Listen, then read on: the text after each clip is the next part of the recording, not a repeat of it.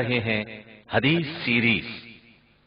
حدیث سیریز کا 5واں حصہ اقسام حدیث اور ائمہ محدثین۔ نسبت کے اعتبار سے حدیث کو 4 حصوں میں تقسیم کیا جا سکتا ہے۔ نمبر 1 حدیث قدسی، نمبر 2 حدیث مرفوع، نمبر 3 حدیث موقوف اور نمبر 4 حدیث مقطوع۔ اب میں ان کی تعریف بیان کرتا ہوں۔ حدیث قدسی نبی اکرم صلی اللہ علیہ وسلم سے منسوب اس حدیث کو کہتے ہیں جس میں نبی کریم صلی اللہ علیہ وسلم روایت کو اللہ تعالیٰ سے منسوب کرتے ہیں۔ حدیث قدسی میں اللہ تعالیٰ کے لیے صیغہ متکلم استعمال کیا جاتا ہے۔ احادیث قدسیہ کی تعداد 200 کے قریب ہے، لیکن یہاں یہ بات بھی واضح ہو جائے کہ قرآن کریم اور حدیث قدسی میں کچھ فرق ہے۔ مثلا نمبر 1 قرآن تواتر سے ثابت ہے، جبکہ حدیث قدسی متواتر بھی ہو سکتی ہے اور آحاد بھی، یعنی مشہور، عزیز اور غریب بھی ہو سکتی ہے اور مقبول بھی ہو سکتی ہے، یعنی صحیح یا حسن، اور ضعیف بھی ہو سکتی ہے، بلکہ موضوع یعنی جھوٹی بھی ہو سکتی ہے۔ نمبر 2 قرآن کی تلاوت عبادت ہے، جبکہ حدیث قدسی کی تلاوت اس درجے کی عبادت خیال نہیں کی جاتی۔ نمبر 3 حدیث قدسی کے الفاظ اور معانی دونوں اگرچہ اللہ کی طرف سے ہیں، جنہیں نبی کریم صلی اللہ علیہ وسلم اللہ تعالی سے روایت کرتے ہیں، لیکن وہ قرآن کا حصہ ہے اور نہ ان کا حکم آیات قرآن جیسا ہے۔ حدیث قدسی کی مثال پیش خدمت ہے، صحیح مسلم کی حدیث ہے، یا عبادی انی حرمت الظلم علی نفسی وجعلته بینکم محرما فلا تظالموا۔ اے میرے بندو، میں نے خود اپنی ذات پر ظلم کو حرام کر لیا ہے اور تم لوگوں کے درمیان بھی ظلم کو حرام ٹھہرایا ہے، لہذا ایک دوسرے پر ظلم نہ کیا کرو۔ نمبر 2 حدیث مرفوع۔ علم حدیث کی روح سے حدیث مرفوع سے مراد وہ قول، فعل، تقریر اور صفت ہے جس کی نسبت رسول اللہ صلی اللہ علیہ وسلم سے کی گئی ہو۔ حدیث مرفوع بھی حدیث قدسی کی طرح صحیح، حسن، ضعیف اور موضوع ہو سکتی ہے۔ حدیث مرفوع کی 2 قسمیں ہیں، متصل اور غیر متصل۔ ہر صحیح حدیث اور ہر حسن حدیث کے لیے متصل السند ہونا لازمی ہے، یعنی ہر راوی اپنے شیخ یا استاد سے بلا انقطاع روایت کرے۔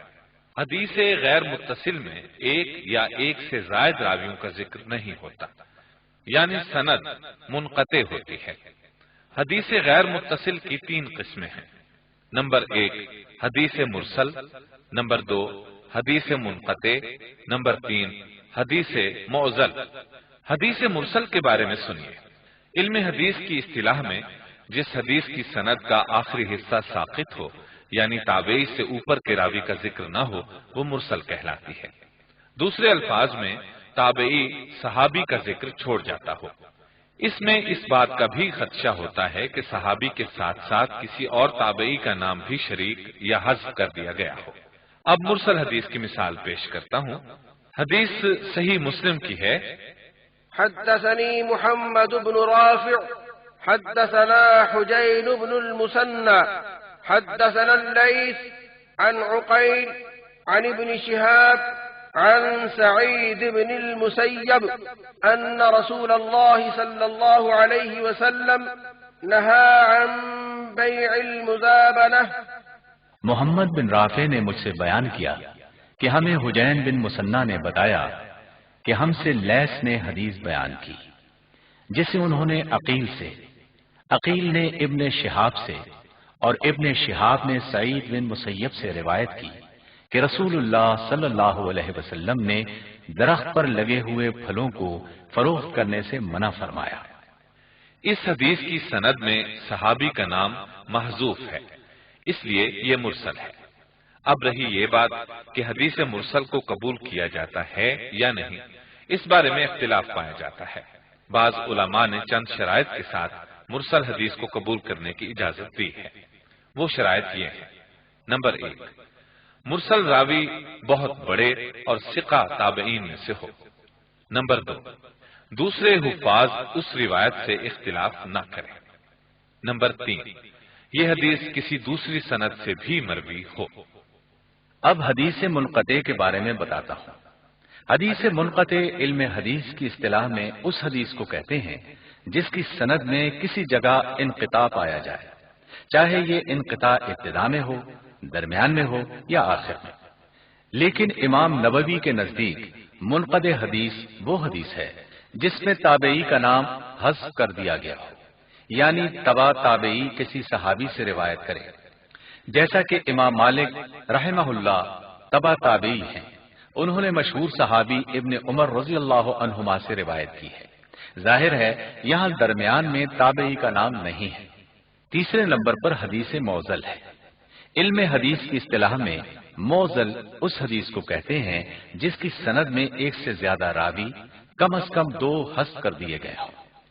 حدیث موزل ایک ضعیف حدیث ہے، یہ مرسل اور منقطع سے بھی نہایت کم درجہ رکھتی ہے۔ موزل حدیث کی مثال موطا امام مالک سے پیش کرتا ہوں۔ القعنبی عن مالک انه بلغه ان ابا هريرة رضي الله عنه قال رسول الله صلى الله عليه وسلم للمملوك طعامه وكسوته بالمعروف ولا يكلف من العمل إلا ما يطيق۔ امام حاکم نے قعنبی سے اور انہوں نے امام مالک سے روایت کی ہے کہ امام مالک تک یہ بات پہنچی کہ سیدنا ابو ہریرہ رضی اللہ عنہ نے کہا کہ رسول اللہ صلی اللہ علیہ وسلم نے فرمایا، اپنے غلام کو اپنی استطاعت کے مطابق کھانا اور کپڑا دو اور اس کی استطاعت سے زیادہ کام مت لو۔ اس حدیث میں امام مالک اور سیدنا ابو ہریرہ رضی اللہ عنہ کے درمیان 2 راوی چھوٹ گئے ہیں۔ ہمیں ایک دوسری سند سے معلوم ہوا ہے کہ امام مالک نے یہ حدیث محمد بن اجلان سے سنی تھی۔ انہوں نے اپنے والد اجلان تابعی اور اجلان نے سیدنا ابو ہریرہ رضی اللہ عنہ سے سنی تھی۔ یہ مثال تھی حدیث موزل کی۔ اب حدیث موقوف کے بارے میں سنیے۔ علم حدیث کی اصطلاح میں موقوف سے مراد وہ قول، فعل یا تقریر ہے جس کی نسبت کسی صحابی سے کی گئی ہو۔ حدیث موقوف صحیح، حسن، ضعیف اور موضوع بھی ہو سکتی ہے۔ حدیث موقوف فعلی کی مثال صحیح بخاری سے سنیے۔ اما ابن عباس وهو متيمم، سیدنا ابن عباس رضی اللہ عنہما نے تیمم کی حالت میں نماز کی امامت کروائی۔ اب دیکھیے، یہ عمل سیدنا ابن عباس رضی اللہ عنہما کا ہے، رسول اللہ صلی اللہ علیہ وسلم کا نہیں، لہذا یہ حدیث موقوف ہے۔ اب حدیث موقوف تقریری کی مثال بھی سن لیں۔ فعلت كذا امام احد الصحابة ولم ينكر علي، میں نے یہ کام ایک صحابی کے سامنے کیا اور انہوں نے اس پر مجھے نہیں ٹوکا۔ اب حدیث مقطوع کے بارے میں سنیے۔ علم حدیث کی اصطلاح میں مقطوع اس قول کو کہتے ہیں جس کی نسبت کسی تابعی یا اس سے نیچے کے کسی شخص کی طرف کی گئی ہو، یعنی اس حدیث کا متن کسی تابعی یا اس سے نیچے کے کسی شخص کی طرف منسوب ہوتا ہے۔ اب حدیث مقطوع کی مثال سنیے۔ ابراہیم بن منتشر رحمہ اللہ کا قول ہے کہ مسروق تابعی رحمہ اللہ اپنے اور گھر والوں کے درمیان پردہ لٹکا کر اس طرح نماز میں مشغول ہو جاتے کہ انہیں اپنے گھر والوں کی سرگرمیوں کا علم نہ ہوتا۔ اب یہ قول مسروق تابعی کے عمل کے بارے میں ہے اور یہ ایک مشہور تابعی ہے، ساتھ ہی مشہور صحابی سیدنا عبداللہ بن مسعود رضی اللہ عنہ کے شاگرد بھی ہیں۔ اس سے پہلے کہ میں اب پروفیسر صاحب سے بات شروع کرنے کی درخواست کروں، آپ حضرات سے کہہ دیتا ہوں کوئی سوال کرنا چاہیں تو کر سکتے ہیں، کوئی اعتراض ہو تو ظاہر کر سکتے ہیں۔ جی نہیں، گفتگو بہت درست سمت میں جا رہی ہے۔ دراصل ہم تو پروپیگنڈے کا شکار ہوتے ہیں۔ وہ ایک خاص طبقہ ہے جو یہ کہتا پھرتا ہے قرآن کے ہوتے ہوئے حدیث کی کیا ضرورت ہے، لیکن گفتگو جس پیرائے میں ہو رہی ہے اس سے تو سراسر ظاہر ہو رہا ہے وہ لوگ یکسر غلط ہیں۔ اللہ تعالی ہمیں معاف فرمائے، ہم دراصل ان کی باتوں میں آ گئے تھے۔ اب ذہن آئینے کی طرح صاف ہو رہے ہیں۔ ابھی اور ہوں گے انشاءاللہ۔ اب باری آتی ہے احادیث کی مشترک اقسام کی۔ یہ دو ہیں، عالی سند اور نازل سند۔ عالی سند حدیث کی اس سند کو کہتے ہیں جو کم واسطوں سے ہو کر رسول اللہ صلی اللہ علیہ وسلم تک پہنچتی ہو، جبکہ نازل سند حدیث کی اس سند کو کہتے ہیں جو زیادہ واسطوں سے ہو کر نبی کریم صلی اللہ علیہ وسلم تک پہنچتی ہو۔ اس سلسلے میں یہ بھی جان لیں کہ عالی سند کو نازل سند پر فضیلت حاصل ہے، اور نازل سند کو عالی سند پر اس صورت میں فضیلت حاصل ہوگی جب نازل کے راوی عالی کے راویوں سے زیادہ ثقہ، زیادہ فقیہ اور زیادہ حافظ و ضابط ہوں۔ اس کے ساتھ ہی چند متفرق اصطلاحات بھی سن لیں۔ اس سلسلے کی سب سے پہلی اصطلاح ہے مجہول راوی کی۔ مجہول راوی اس غیر معروف راوی کو کہتے ہیں جس کی ذات اور شخصیت کا علم نہ ہو، یا ذات کا علم ہو لیکن صفات کا علم نہ ہو، یعنی عدالت، حفظ اور ضبط کا علم نہ ہو۔ آگے آتی ہے مبہم روایت۔ مبہم اس روایت کو کہتے ہیں جس میں راوی کے نام کی صراحت نہ ہو، جیسے ایک ثقہ آدمی نے کہا لیکن یہ معلوم نہ ہو کہ یہ ایک کون ہے۔ مبہم راوی اس راوی کو کہتے ہیں جس کا نام نہ لیا گیا ہو۔ المبتدع وہ راوی ہے جو اہل بدعت میں سے ہو۔ اب آگے بدعت کی دو قسمیں ہیں۔ نمبر 1 بدعت مکفرہ، نمبر 2 بدعت مفسقہ۔ بدعت مکفرہ کے مرتکب راوی کی روایت ہرگز قبول نہیں ہوگی، البتہ بدعت مفسقہ کے مرتکب کی روایت دو شرطوں کے ساتھ قبول کی جاتی ہے۔ نمبر 1 راوی اپنی بدعت کی طرف دعوت دینے والا نہ ہو۔ نمبر 2 راوی ایسی بات کو روایت نہ کرے جو اس کی بدعت کی ترویج کا سبب بنے۔ اب پروفیسر ظفر اقبال آپ کو صحت کے اعتبار سے کتب احادیث کے طبقات کے متعلق بتائیں گے۔ جی اچھا، میں عرض کرتا ہوں۔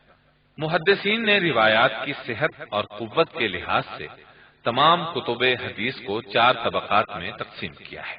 پہلے طبقے کی کتب احادیث یہ ہیں: نمبر 1 صحیح بخاری، نمبر 2 صحیح مسلم، نمبر 3 موطا امام مالک۔ دوسرے طبقے کی کتب احادیث یہ ہیں: نمبر 1 سنن نسائی، نمبر 2 جامع ترمذی، نمبر 3 سنن ابی داؤد۔ کتب حدیث کا تیسرا طبقہ ان کتابوں پر مشتمل ہے: نمبر 1 سنن ابن ماجہ، نمبر 2 سنن دارمی، نمبر 3 مسند احمد، نمبر 4 صحیح ابن خزیمہ، نمبر 5 صحیح ابن حبان، نمبر 6 مستدرک للحاکم، نمبر 7 سنن بیہقی، نمبر 8 سنن دارقطنی، نمبر 9 کتب طبرانی، نمبر 10 تصانیف طحاوی اور نمبر 11 مسند شافعی۔ کتب حدیث کے چوتھے طبقے میں جھوٹی اور من گھڑت روایات کثرت سے شامل ہیں، جبکہ اکثر واعظین، مورخین، اصحاب تصوف اور متاخرین فقہا کا سہارا یہی کتب ہے۔ ان کتابوں کی سختی سے چھان بین ضروری ہے۔ ان کے نام یہ ہیں: نمبر 1 تصانیف ابن جریر طبری، نمبر 2 کتب خطیب بغدادی، نمبر 3 تصانیف ابو نعیم اصفہانی، نمبر 4 تصانیف ابن عساکر، نمبر 5 تصانیف دائلمی صاحب فردوس، نمبر 6 تصانیف کامل ابن عدی، نمبر 7 تصانیف ابن مردویہ، نمبر 8 تصانیف واقدی۔ اس کے بعد باری آتی ہے کتب حدیث کی قسموں کی۔ کتب احادیث کی 6 اقسام ہیں۔ نمبر 1 جامع۔ جامع کی جمع جوامع ہے۔ جامع حدیث کی اس کتاب کو کہتے ہیں جس میں تمام موضوعات پر احادیث موجود ہوں، خاص طور پر عقائد، احکام، رقاق، آداب طعام و شراب، تفسیر، تاریخ و سیرت، قیام و سفر، مناقب و مصالب اور باب الفتن وغیرہ، جیسا کہ الجامع، المسند، الصحیح من امور رسول اللہ صلی اللہ علیہ وسلم و سننہ و ایامہ، یعنی صحیح بخاری اور جامع ترمذی۔ نمبر 2 مسند کی جمع مسانید ہے۔ مسند میں احادیث صحابہ کرام رضی اللہ عنہم کے ناموں کے حروف تہجی کے اعتبار سے بالترتیب جمع کی جاتی ہیں۔ ان میں صحابہ کا حسب نسب اور ان کی اسلامی خدمات کا ذکر کیا جاتا ہے۔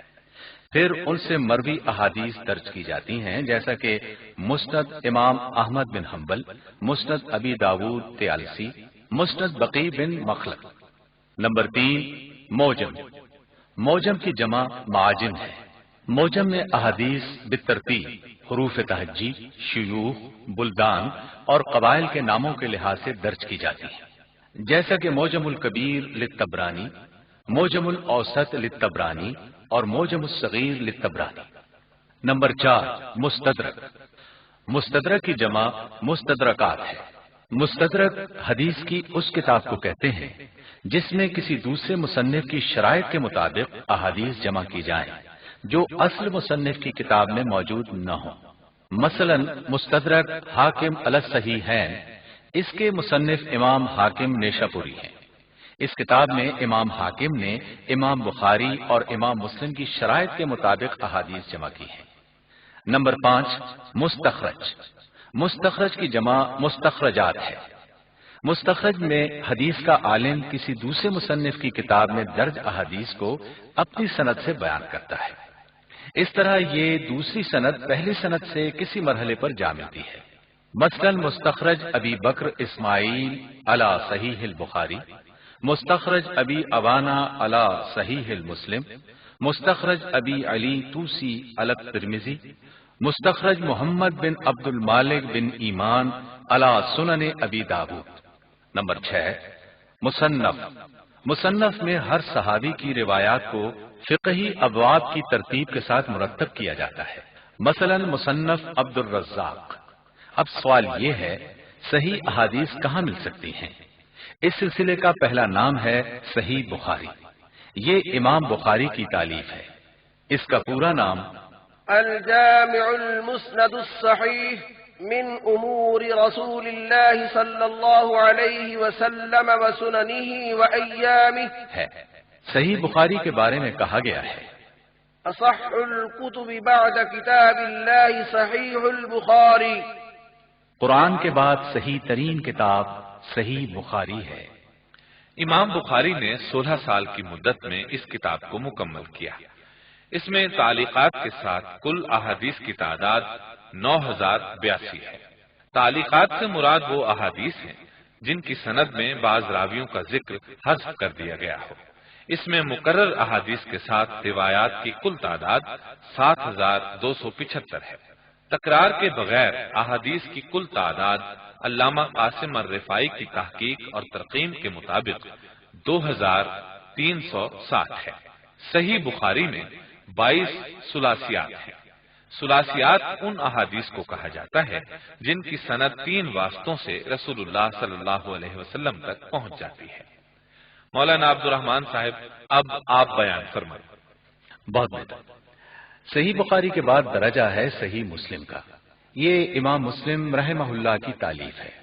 صحیح مسلم میں احادیث کی کل تعداد 7275 ہے۔ حسن ترتیب کے اعتبار سے صحیح مسلم صحیح بخاری سے افضل ہے، لیکن راویوں کی چھان بین کے سلسلے میں امام بخاری کا معیار امام مسلم کے معیار سے بلند ہے۔ صحیح مسلم میں تعلیقات بہت کم ہیں۔ صحیح مسلم کا طرز ادا صحیح بخاری کی نسبت زیادہ واضح اور عام فہم ہے۔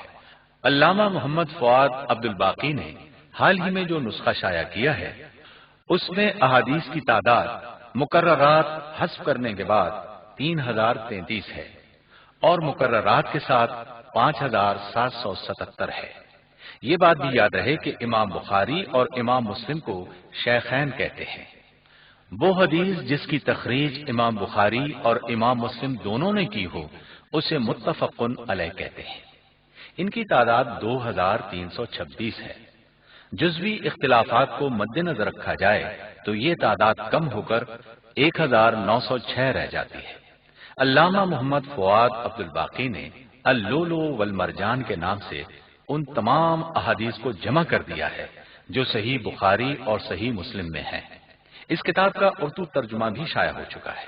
اس میں درج متفقن علیہ احادیث کی تعداد 1906 ہے۔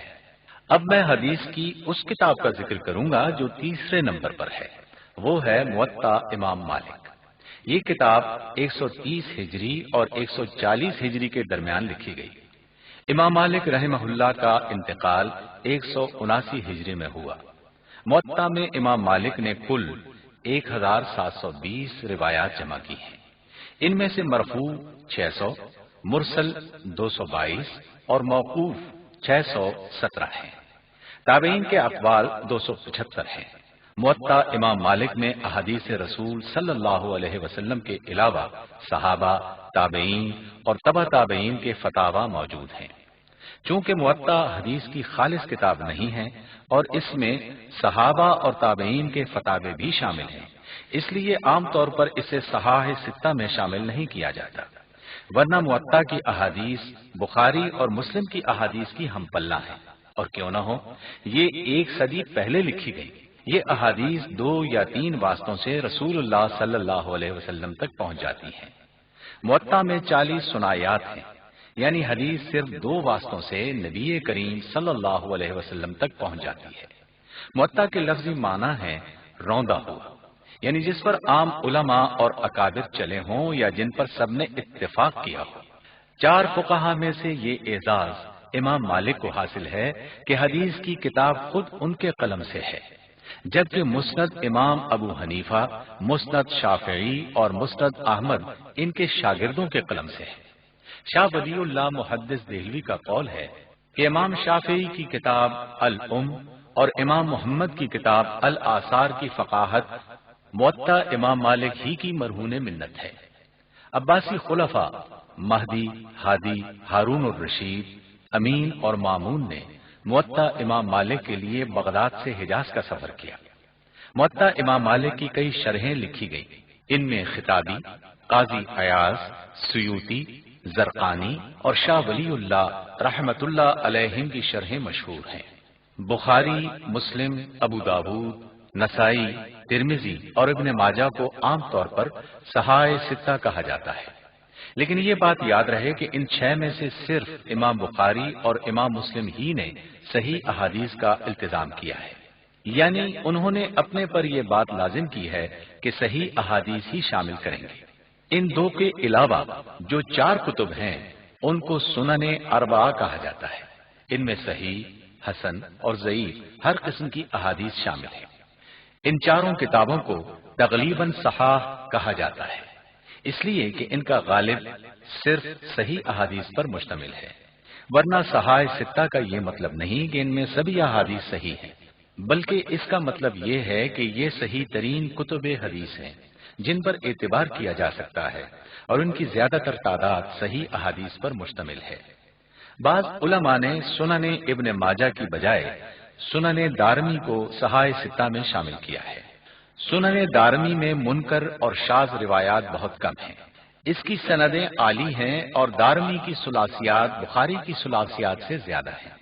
موطا امام مالک کے بارے میں پہلے بتایا جا چکا ہے کہ اس کی حدیثیں بخاری اور مسلم کی حدیثوں کے ہم پلہ ہیں۔ موطا امام مالک کے بعد سنن نسائی کا ذکر کرتا ہوں۔ یہ امام نسائی رحمہ اللہ کی تالیف ہے، اس میں کل 5758 احادیث ہیں۔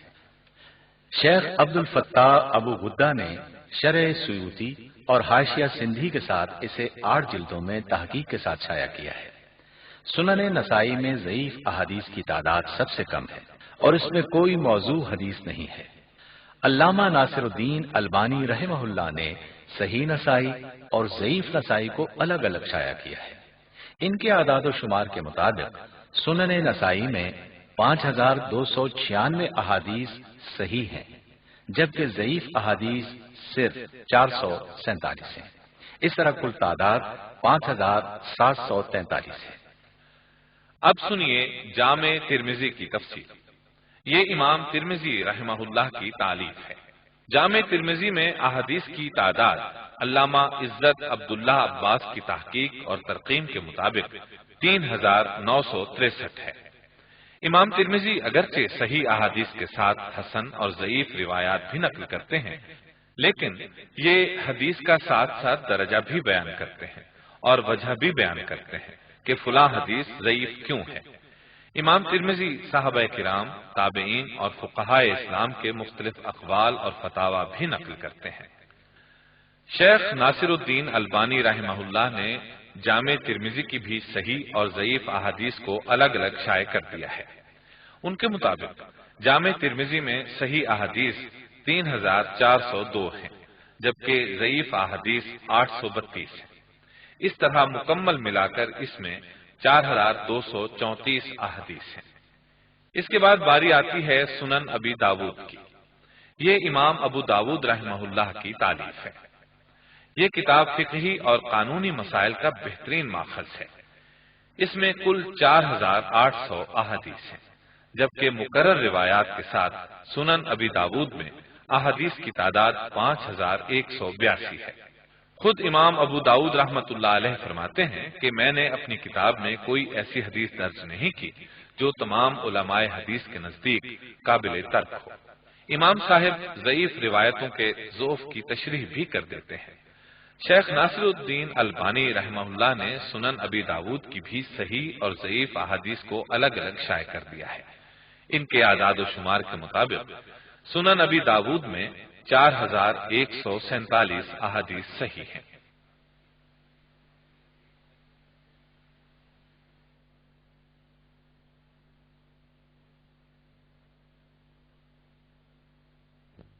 حدیث 1127 ہے۔ اس طرح کل تعداد 5274 ہے۔ سنن ابی داود کے بعد سنن ابن ماجہ کی باری آتی ہے۔ یہ امام ابن ماجہ کی تالیف ہے۔ علامہ محمد فؤاد عبد الباقی کی تحقیق و ترقیم کے مطابق سنن ابن ماجہ میں احادیث کی کل تعداد 4341 ہے۔ ان میں سے 3002 احادیث کتب خمسہ یعنی بخاری، مسلم، نسائی، ابی داود اور ترمذی میں بھی درج ہیں۔ سنن ابن ماجہ میں زوائد کی تعداد 1339 ہے۔ ان زوائد میں 428 احادیث صحیح، 613 ضعیف، 99 بہت زیادہ ضعیف اور بعض محدثین کے نزدیک 78 روایتیں موضوع یعنی جھوٹی ہیں۔ علامہ ناصر الدین البانی رحمۃ اللہ علیہ نے سنن ابن ماجہ کی بھی صحیح اور ضعیف احادیث کو الگ الگ شائع کر دیا ہے۔ ان کی تحقیق و ترقیم کے مطابق سنن ابن ماجہ میں صحیح احادیث کی تعداد 3542 ہے، جبکہ ضعیف احادیث 876 ہے۔ اس طرح صحیح اور ضعیف احادیث کی کل تعداد 4418 ہے۔ ان کے علاوہ جو کتب احادیث ہیں ان میں پہلا نام سنن دارمی کا ہے۔ یہ امام دارمی رحمہ اللہ کی تالیف ہے۔ بعض علماء اسے صحائح ستہ میں شامل کرتے ہیں اور سنن ابن ماجہ کو صحائح ستہ میں شامل نہیں کرتے۔ سنن دارمی میں منکر اور شاذ روایات بہت کم ہیں۔ ان کی سندیں عالی ہیں۔ سنن دارمی کے بعد صحیح ابن خزیمہ ہے۔ یہ امام ابن خزیمہ رحمہ اللہ کی تالیف ہے۔ حال ہی میں صحیح ابن خزیمہ ڈاکٹر محمد مصطفیٰ اعظمی کی تحقیق، تعلیق اور تخریج کے ساتھ 4 جلدوں میں شائع ہوئی ہے۔ اس میں کل 3078 احادیث ہیں۔ ابن خزیمہ کی احادیث صحت کا اعلیٰ معیار رکھتی ہیں۔ صحیح ابن خزیمہ کا معیار صحیح ابن حبان اور مستدرک حاکم سے بلند ہے۔ صحیح ابن خزیمہ کے بعد باری آتی ہے صحیح ابن حبان کی۔ یہ امام ابن حبان رحمہ اللہ کی تالیف ہے جو امام ابن خزیمہ کے شاگرد تھے۔ امام ابن حبان ابن خزیمہ کے مقابلے میں کچھ نرمی سے کام لیتے تھے۔ علامہ علاء الدین علی ابن بلبان نے صحیح ابن حبان کی تدوین اور تحسین کی۔ صحیح ابن حبان میں کل 7448 احادیث ہیں۔ ابن بلبان کی الاحسان بترتیب صحیح ابن حبان 10 جلدوں میں شائع ہو چکی ہے۔ صحیح ابن حبان کا معیار مستدرک حاکم سے بلند ہے۔ یہ بات صحیح نہیں کہ صحیح ابن حبان کی بیشتر حدیثیں صحیح ابن خزیمہ سے لی گئی ہیں۔ دراصل صرف 301 حدیثیں صحیح ابن حبان اور ابن خزیمہ میں مشترک ہیں۔ اب سنیے مسند احمد کے بارے میں۔ یہ امام احمد بن حنبل رحمہ اللہ کی تالیف ہے۔ مسند دراصل اس کتاب کو کہتے ہیں جس میں احادیث کو موضوعات کے بجائے اسماء صحابہ کی ترتیب سے جمع کیا جائے۔ مسند کی جمع مسانید ہے۔ مسند احمد میں تقریباً 40,000 روایات ہیں۔ اگر مقررات کو حذف کر دیا جائے تو ان کی تعداد 28,000 رہ جاتی ہے۔ اور نئے شائع شدہ نسخوں میں ان کی تعداد 27,634 ہے۔ اب مستدرک حاکم کے بارے میں بتاتا ہوں۔ یہ امام محمد بن عبداللہ حاکم رحمہ اللہ کی تالیف ہے۔ انہیں حاکم اس لیے کہتے ہیں کہ یہ نہ صرف عالم تھے بلکہ اپنے علاقے کے حکمران بھی تھے۔ مستدرک حاکم میں بلا تکرار 4,000 احادیث ہیں، لیکن کل احادیث کی تعداد 7,275 ہے۔ امام حاکم تساہل سے کام لیتے تھے، اس لیے ان کی کتاب کا درجہ صحیح ابن خزیمہ اور صحیح ابن حبان کے بعد آتا ہے۔ حافظ شمس الدین ذہبی رحمت اللہ علیہ نے مستدرک کا جائزہ لیا، چنانچہ مستدرک حاکم کی حدیثوں کو امام ذہبی کی تنقیح کے بعد ہی قبول کیا جاتا ہے۔ مستدرک حاکم کے بعد ذکر آتا ہے سنن دار قطنی کا۔ یہ امام دار قطنی رحمت اللہ علیہ کی تالیف ہے۔ وہ فن جرح و تعدیل کے امام سمجھے جاتے ہیں۔ حافظ ابن صلاح اور امام سیوطی نے سنن دار قطنی کو صحاح ستہ کے بعد مستند ترین کتاب قرار دیا ہے۔ امام دار قطنی بھی اپنی سنن میں ہر حدیث کے ساتھ اس کی صحت اور ضعف کی صراحت کرتے ہیں۔ لیجیے اب سنیے سنن بیہقی کا ذکر۔ یہ امام بیہقی رحمت اللہ علیہ کی تالیف ہے۔ ان کا پورا نام احمد بن حسین بن علی بن موسیٰ بن عبداللہ ہے۔ بیہقی نیشا پور کے قریب واقع ایک گاؤں کا نام ہے، یہ اس سے منسوب ہے۔ امام بیہقی ابو عبد الرحمن سلمی رحمت اللہ علیہ کے شاگرد تھے، مسلکن شافعی تھے، حدیث اور علل حدیث پر پوری مہارت رکھتے تھے۔ متضاد احادیث کو جوڑنے اور جمع کرنے کا ملکہ اور تفقہ انہیں حاصل تھا۔ اس کے بعد مشکات المصابیح کی باری آتی ہے۔ مشکات دراصل احادیث کا مجموعہ ہے، اس میں حدیث کی مختلف کتب سے احادیث جمع کی گئی ہیں۔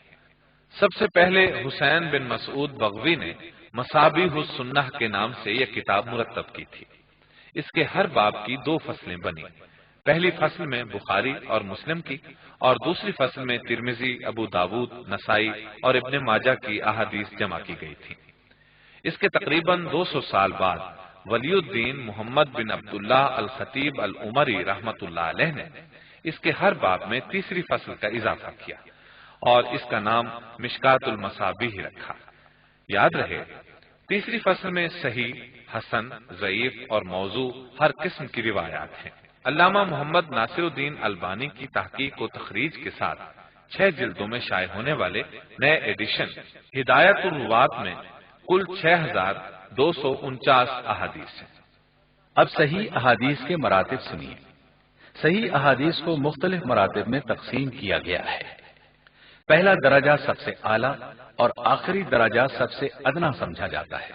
تفصیل یہ ہے: نمبر 1، وہ صحیح حدیث جس کو امام بخاری اور امام مسلم دونوں نے روایت کیا ہو۔ نمبر 2، وہ صحیح حدیث جسے صرف امام بخاری نے روایت کیا ہو۔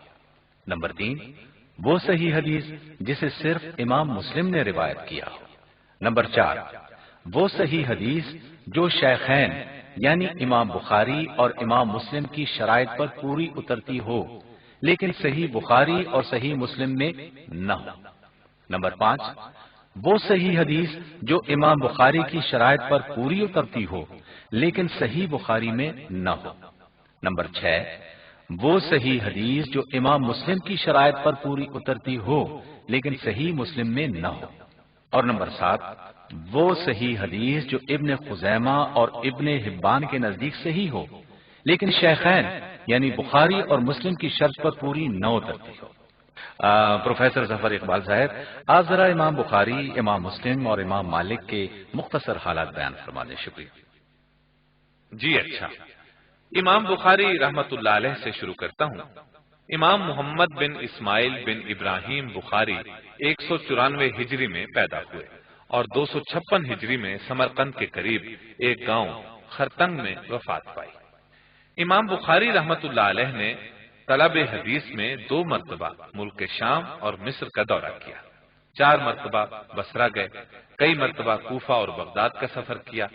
آپ نے بے مثال حافظہ پایا تھا۔ 10 سال کی عمر سے پہلے حدیثیں یاد کرنا شروع کر دی تھی۔ 1000 سے زائد استادوں سے حدیثیں لکھی آپ کو 1 لاکھ صحیح احادیث اور 2 لاکھ غیر صحیح حدیثیں یاد تھیں۔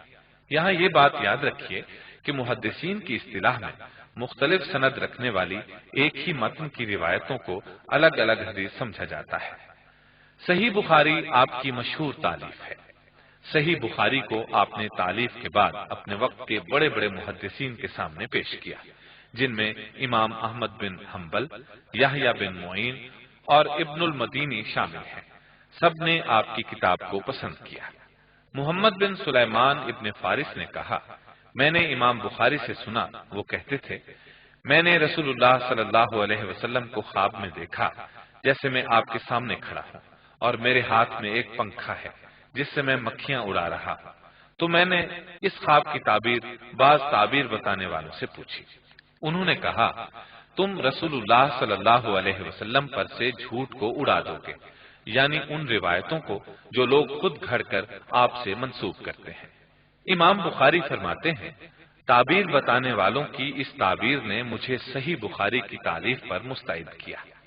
محمد بن یوسف فربری بیان کرتے ہیں کہ امام بخاری کہتے تھے، میں نے اس کتاب میں کوئی حدیث نہیں لکھی جب تک غسل نہیں کیا اور 2 رکعتیں نہیں پڑھی۔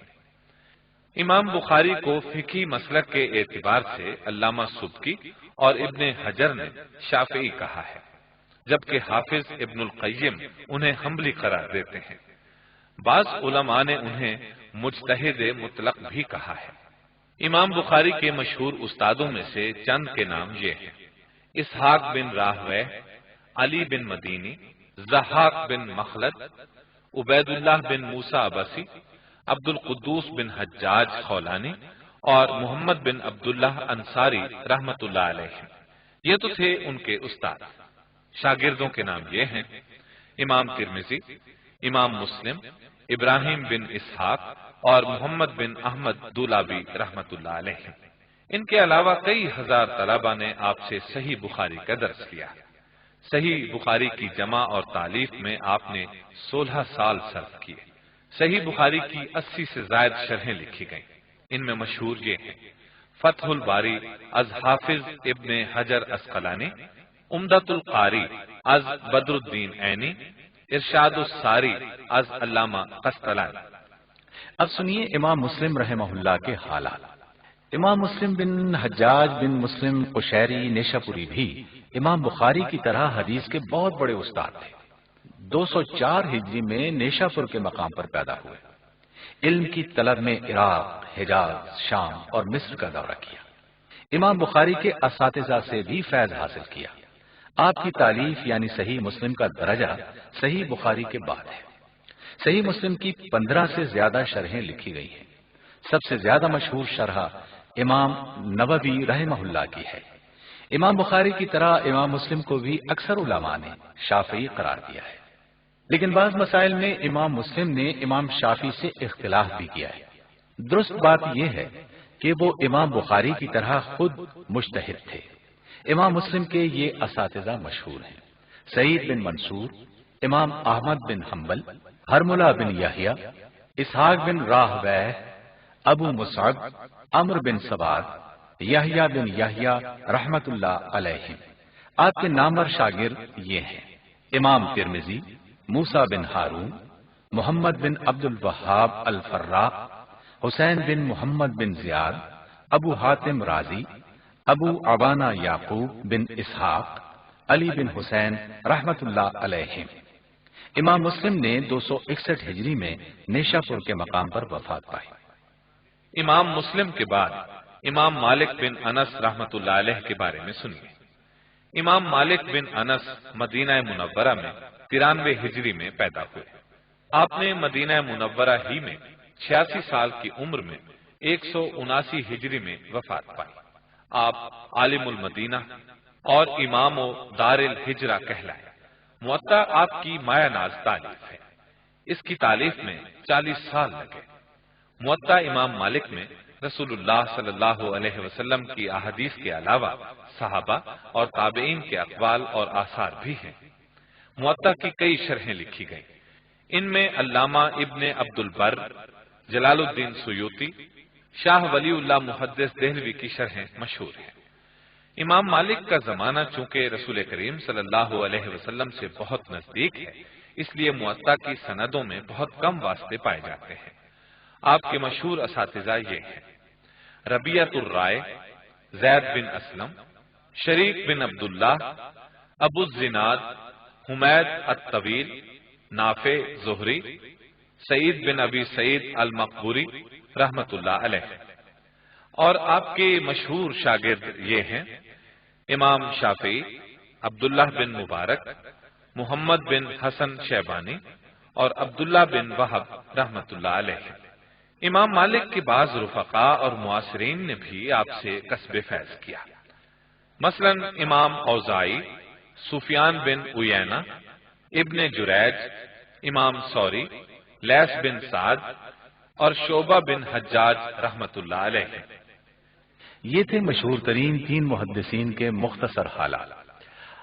اب میں بیان کروں گا راویوں کے مراتب۔ راویوں کے کل 12 مراتب ہیں، ان میں سے 6 تعدیل کے اور 6 جرح کے ہیں۔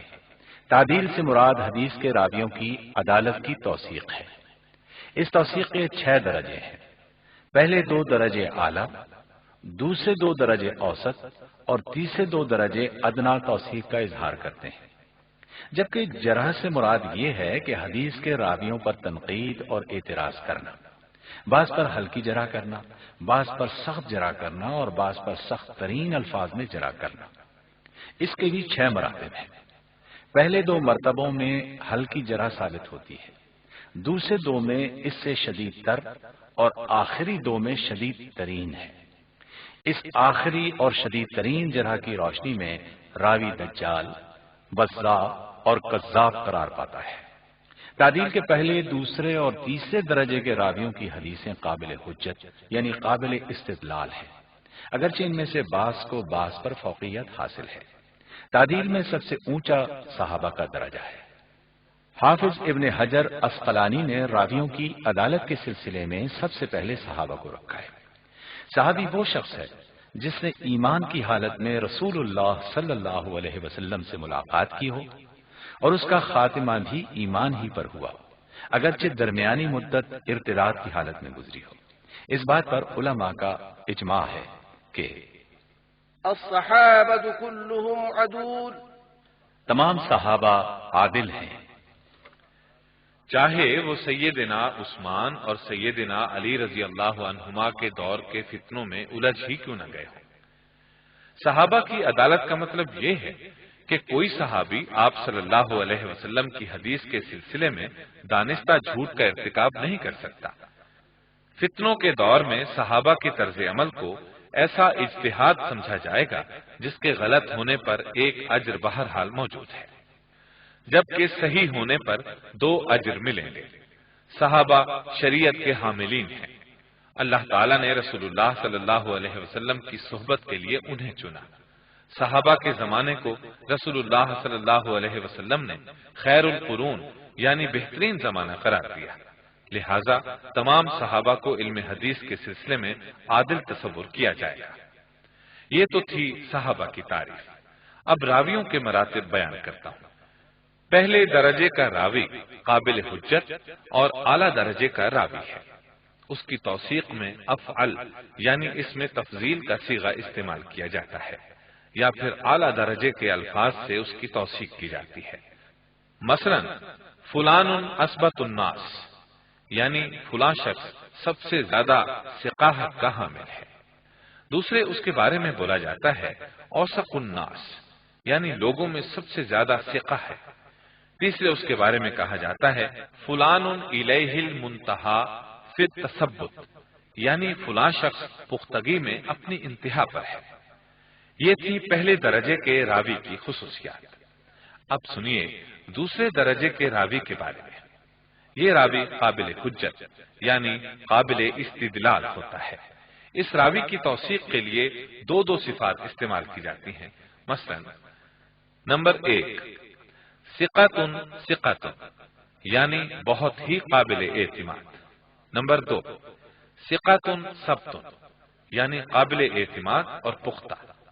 نمبر 3 متقن یعنی ماہر و مضبوط۔ نمبر 4 ثقاتن حافظ یعنی قابل اعتماد اور ذہین۔ اس کے بعد تیسرے درجے کے راوی کی باری آتی ہے۔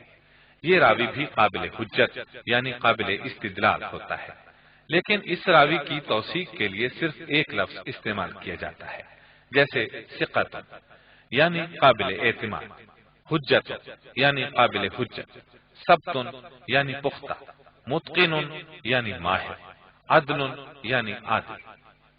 ان کے بعد باری آتی ہے چوتھے اور پانچویں درجے کے راوی کی۔ ان کی احادیث قابل حجت نہیں ہوتی، لیکن پہچان اور تفتیش کے لیے بطور جائزہ ان کا ذکر کیا جاتا ہے، کیونکہ ان کی روایتوں کو لکھا جاتا ہے، ان کی جانچ کی جاتی ہے۔ اس درجے کے راوی کی توثیق کے لیے اس کے عادل ہونے کو تسلیم کیا جاتا ہے، لیکن اس میں ضبط یعنی قوت حافظہ شامل نہیں ہوتی۔ مثلا صدوق یعنی بہت سچا، محل الصدق یعنی سچائی پر قائم، صدوق سیء الحفظ یعنی سچا لیکن حافظے کا کمزور، صدوق یہم یا لہو اوہام یعنی سچا لیکن وہم کا شکار، یخطئ یعنی غلطیاں کرتا ہے، لا باس بہ یعنی اس میں کوئی خرابی نہیں، لیس بہ باس یعنی اس میں کوئی خرابی نہیں۔ ان کے بعد تعدیل کے دو ادنا درجے آتے ہیں، یعنی پانچویں درجے کا راوی۔ یہ راوی بھی ناقابل حجت یعنی ناقابل استدلال ہوتا ہے، لیکن اس کی روایتیں لکھی جاتی ہیں اور ان کی تفتیش کی جاتی ہے۔ راوی کے لیے ایسے الفاظ استعمال کیے جاتے ہیں جن میں توثیق کی کوئی علامت نہیں ہوتی، مثلا فلان شیخ یعنی فلاں آدمی شیخ ہے، یا یوں لکھا جاتا ہے روا عنہ الناس یعنی لوگ اس سے روایت کرتے ہیں۔ اس کے بعد باری آتی ہے چھٹے درجے کے راوی کی۔ اس کی حدیث بھی قابل حجت نہیں ہوتی، ان کو لکھا جاتا ہے لیکن تفتیش کے لیے ان کا جائزہ نہیں لیا جاتا، کیونکہ اس درجے میں راوی کے حافظے کی خرابی کا معاملہ پوری طرح واضح ہوتا ہے۔ یہ درجہ اگرچہ تعدیل کا آخری درجہ ہے لیکن جرح کے قریب ہے۔ مثلا یہ کہا جاتا ہے فلان صالح الحدیث یعنی فلاں حدیث کے معاملے میں مناسب طرز عمل رکھتا ہے، یا یوں کہا جاتا ہے فلان یکتب حدیثہ یعنی فلاں آدمی کی حدیث لکھی جاتی ہے۔ احادیث کے بیان میں کس قدر احتیاط کی ضرورت ہے، یعنی بلا حوالہ اور بلا سند باتوں کے اظہار سے بچنے کی کس قدر شدید ضرورت ہے، ملاحظہ فرمائیں اس سلسلے میں صحیح مسلم کی حدیث نبوی۔ كفى بالمرء كذبا أن يحدث بكل ما سمع۔ آدمی کو یہی جھوٹ کافی ہے کہ وہ ہر سنی سنائی بات بیان کر دے۔ ساتویں اور آٹھویں درجے کے راویوں کی حدیثیں ناقابل حجت ہوتی ہیں، لیکن ان احادیث کو صرف اعتبار یعنی تحقیق و تفتیش اور چھان پھٹک کے لیے لکھا جاتا ہے۔ یہ دونوں جرح کے ادنا درجے ہیں۔ ساتویں درجے میں راوی کے لیے ایسے الفاظ استعمال کیے جاتے ہیں جن سے نرم رویے کا استدلال کیا جاتا ہے۔ یہ جرح کا پہلا درجہ ہے۔ مثلا فلان لین الحدیث یعنی فلاں شخص حدیث میں نرم رویہ اختیار کرتا ہے، یا یوں لکھا جاتا ہے فیہ مقال یعنی اس راوی کے بارے میں باتیں کی گئی ہیں۔ آٹھویں درجے کے راوی کی روایت بھی ناقابل حجت یعنی ناقابل استدلال ہوتی ہے۔ یہ جرح کا دوسرا درجہ ہے۔ اس راوی کے لیے اس طرح کے الفاظ لکھے جاتے ہیں فلان لا یحتج بہ یعنی فلاں کی روایت ناقابل حجت ہوتی ہے، یا یوں لکھتے ہیں لہو مناکیر یعنی فلاں شخص کے پاس منکر روایات ہیں، یا یوں کہا جاتا ہے ضعیف یعنی یہ شخص بہت کمزور ہے۔ اس کے بعد جرح کے دو اوسط درجے آتے ہیں۔ 9ویں، 10ویں، 11ویں اور 12ویں درجے کے راویوں کی حدیثیں نہ تو قابل حجت ہیں اور نہ لکھی جاتی ہیں اور نہ ان کا اعتبار کیا جاتا ہے۔ 9ویں درجے کا راوی جرح کے تیسرے درجے میں آتا ہے۔ اس کے لیے ایسے الفاظ آتے ہیں فلان لا یکتب حدیثہ یعنی فلاں شخص کی حدیث نہیں لکھی جاتی، یا یہ الفاظ آتے ہیں لا تحل الروایت عنہ یعنی اس آدمی سے روایت کرنا جائز نہیں، یا یہ الفاظ آتے ہیں ضعیف جدا یعنی یہ شخص بہت ہی کمزور ہے۔ ان کے علاوہ یہ الفاظ بھی لکھے جاتے ہیں واہن بمرۃ یعنی انتہائی کمزور۔ اس کے بعد باری آتی ہے 10ویں درجے کے راوی کی۔ 10ویں درجے کے راوی پر جرح اور تنقید زیادہ شدید ہوتی ہے، اس پر جھوٹ کا اتہام اور الزام ہوتا ہے۔ یہ جرح کا چوتھا درجہ ہے۔ اس درجے کے راوی کے لیے یہ الفاظ استعمال کیے جاتے ہیں۔ نمبر 1، فلان متہم بالکذب یعنی فلاں پر جھوٹ کی تہمت ہے۔ نمبر 2، فلان متہم بالوضع یعنی فلاں پر حدیث گھڑنے کا الزام ہے۔ نمبر 3، یسرق الحدیث یعنی یہ شخص حدیث چراتا ہے۔ نمبر 4، ساقط یعنی یہ شخص ناقابل اعتبار ہے۔ نمبر 5، متروک یا متروک الحدیث یعنی اس شخص کی حدیثوں کو ترک کر دیا گیا ہے۔ نمبر 6، لیسا بثقۃ یعنی یہ شخص قابل اعتماد نہیں ہے۔ جرح کے 2 آخری درجوں میں سخت ترین تنقید ہوتی ہے۔ اب سنیے 11ویں درجے کے راوی کے بارے میں۔ یہ جرح کا شدید ترین 5واں درجہ ہے۔ یہ راوی ناقابل حجت ہے، نہ اس کی روایت کی کتابت کی جاتی ہے اور نہ ہی یہ قابل اعتبار ہوتا ہے۔ راوی کے لیے ایسے الفاظ استعمال کیے جاتے ہیں جن میں راوی کے جھوٹے ہونے کی صراحت موجود ہوتی ہے۔ مثلا کذاب یہ بہت بڑا جھوٹا ہے، دجال یہ بہت بڑا فریبی ہے، وزاع یہ بہت بڑا جعلساز اور حدیثوں کا گھڑنے والا ہے، یضع جعل سازی کرتا ہے، یضع الحدیث یہ حدیث گھڑتا ہے۔ 12واں درجہ راوی پر جرح اور تنقید کا چھٹا اور آخری درجہ ہے۔ اس میں راوی کے لیے ایسے الفاظ استعمال کیے جاتے ہیں جو اس کے جھوٹ اور جعلسازی کی بلندی و انتہا کی صراحت اور وضاحت کرتے ہیں۔ مثلا فلان اکذب الناس فلاں سب سے بڑا جھوٹا ہے، الیہ المنتہا فی الکذب اس کی ذات پر جھوٹ کی انتہا ہے، ہوا رکن الکذب وہ جھوٹ کا رکن رکین ہے، ہوا منبع الکذب وہ جھوٹ کا منبع ہے۔ یہ تھی راویوں پر جرح و تعدیل کی تفصیل۔ محترم سامعین، ابھی آپ دارالسلام اسٹوڈیو سے حدیث سیریز کا 5واں حصہ اقسام حدیث اور ائمہ محدثین سن رہے تھے۔